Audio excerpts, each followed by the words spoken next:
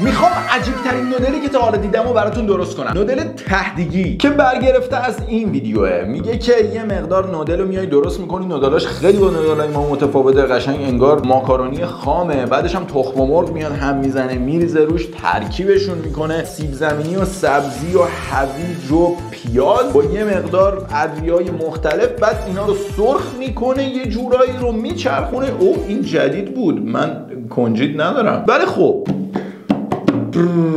بریم تو کارش. ایشون یک ظرف نودل آماده هستن از این نودلایی که تو بازاره، پختمش که دیگه وقت نخواهیم الکی تلف کنیم. اینم استند جدید گوپرومه. از جعبه دستمال استفاده کردم برای اینکه ارتفاعش رو بتونم به یه سطحی برسونم که بتونید شما اینو از اینجا خوب ببینید.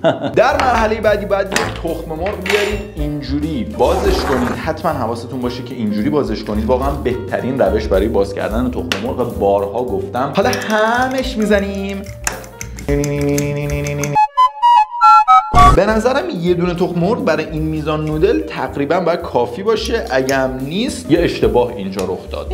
یک کم حس میکنم زیاد شد. بعد اینکه نودلامون حسابی خوب تخم مرغی شد، ادویجاتمون رو میاریم که من به میزان خیلی کمی درست کردم از اونجایی که خب محصول غذامون کمه. یه مقدار سیب زمینی هستش که اول با این پوستگیرا رشته رشتهش، یعنی نوار خلال باریک بریدمش، بعدم تیکه تیکش کردم، تبدیل شد به این شتک پتکایی که اینجا مشاهده میکنید. حالا اینا رو کامل میریزیم تو این، به اضافه میزانی نمک. البته نمک زیاد نزنین، نمک زیادش خوب نیست، ولی خب فلفل سیاه. و توی ویدیو علاوه بر هویج و سیب زمینی و پیاز یکم سبزی هم توش ریخت که من سبزی الان نداشتم تو خونه، به خاطر همین یکم پودر آویشن میریزم. میدونی ماهیتشون یکیه دیگه، برگرفته از سبزیجاتن. بعد گفت که سیلانترا بریز توش. سیلانترا من نمیدونم چیه، به خاطر همین پاپریکا میریزیم. بعد گفت نمیدونم چی مرغ بریز توش، که نمیدونم چی مرغ، نمیدونم چی بود. ولی خب اینم یه ادویه و چاشنی مرغ مونتریاله. به نظرم مونتریال اسم خفنیه، پس یکم از اینم میریزیم. شاید دقیقاً همه اون چیزایی که گفت و نریختم، ولی یه جورایی ریختم. حالا دوباره همش میزنیم. من فکر کنم امشب تو خوابم دستم داره هم میزنه. الان که بهش فکر میکنم یکم این هویج و پیاز و سیب زمینیمو کم ریختم. آره میتونستم بیشتر بریزم. حالا میرسیم به مرحله آخر. چه بال. اجاق گاز زیرش روشن. چرا کار نمیکنم؟ حالا یکم روغن میریزیم. توی ویدیو خیلی روغن ریخت. من واقعا دوست ندارم اینقدر روغن تو غذامون باشه، ولی خب ببینیم رسیپی چینیاست دیگه. حالا به نظرم باید صبر کنیم تا روغن خوب داغ شه. اوکی، فکر میکنم که تقریبا خوبه. حالا میایم اینا رو میریزیم کف این، یکم پهنش میکنیم. خدایی چیز کره‌ای به نظر میاد. من از اونجایی که غذا رو برشته بیشتر دوست دارم، اینو خوب پهنش میکنم.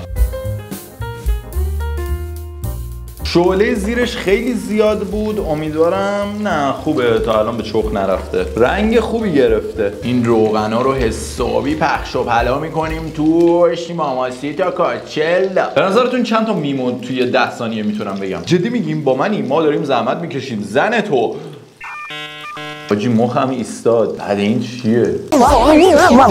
ببخشینا. کلا این آسیایی های شرقی علاقه زیادی دارن به این که نودلشون رو با تخم مرغ ترکیب کنن. یعنی کلا انگار حس میکنن که نودل بدون تخم مرغ یه چیزیش کمه. مثل ما که مثلا پیتزا بدون سوسیس 0% و یه عالم پنیر و زیتون و قارچ و این چیزا انگار یه چیزیش برامون کمه.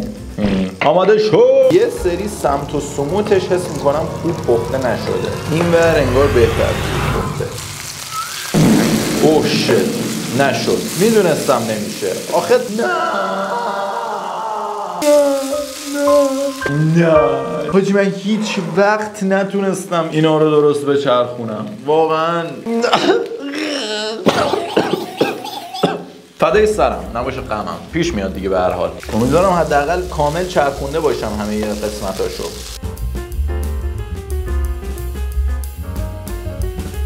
حالا که یکم وقت داریم میخوام از کتاب خوشبختی براتون یک جمله از یک بزرگمرد بگم. داداشم میگه آنهایی که بی‌دلیل میخندند معنای حقیقی خوشبختی را دریافته‌اند. نورم پیپرنیک.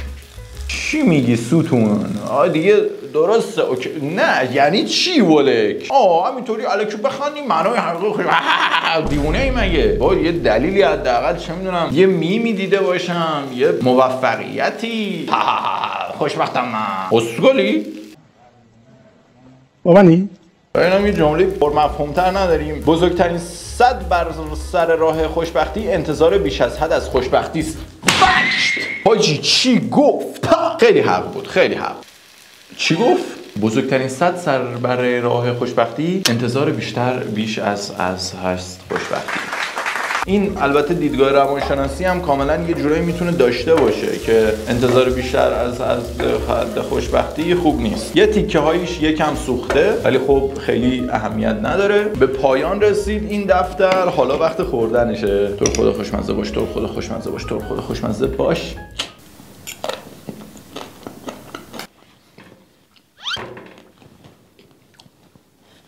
پسر حاجی خیلی خوبه. میدونی علت خوشمزگیش چیه؟ سیب زمینی. قشنگ اون عطر سیب زمینی که داره توش میچرخه. ماماسیتا کچلا. شما این زیبایی رو ببین حاجی، عجب چیزیه. کاچالیتا ماستا. وای خیلی خوبه. وای حاجی خوبه، جدی میگم. الکی من خوشم نمیاد الکی جدیه، خوشمزه است. اگه شما از اون آدمایی هستین که غذا رو با سس میخورید هم یکم سس به این بزنید، واقعا مزه بهشت میگیره. بابا بیا دیگه. پرفکت. ارزونه، سریع آماده میشه، 4 قلم چیز بیشتر نمیخواد که همیشه تو خونه هست. سیرتون میکنه، اصلا فوق العاده است. و نودل واقعا باخت نداره 99% مواقع. به نظرم حتما امتحانش کنید. اسمش هم میذاریم نودل تهدیگی. کل جهانیان بدونن که این غذا شاید از چین اومده باشه اما از الان اسمش نودل تهدیگیه. مرسی که تا اینجا ویدیو رو تماشا کردین. دوستتون دارم خیلی زیاد. شما هم خودتون رو دوست داشته باشین. بعد یه ویدیو دیگه بری که بمونید.